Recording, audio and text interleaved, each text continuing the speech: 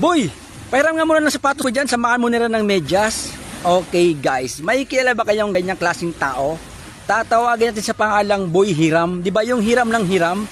Okay, ganyan na nga, ng hiram ng sapatos, medyas, pantalon, short, t-shirt, sando, sombrero, relo.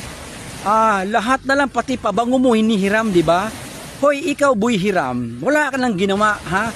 Lahat na lang ng bagay, lahat na lang personal kong gamit, hinihiram mo. 'Di ba? Hindi naman sa madamot ako, pero kung kapatid kita, walang problema sa akin 'yan. Kahit anong hihiramin mo, okay lang 'yan, 'di ba?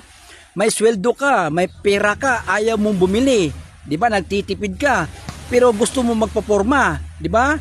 Hindi yan magandang ganyang ugali, boy. Pang-aabuso yan sa mga kasamahan mo sa trabaho, 'di ba? Kung ikaw kaya yung hihiraman ko, ha? Papayag ka ba? Hihiramin ko yung asawa mo at saka yung jowa mo, di ba? Hindi ka papayag. Kaya ikaw, boy, ayos ka ka, baka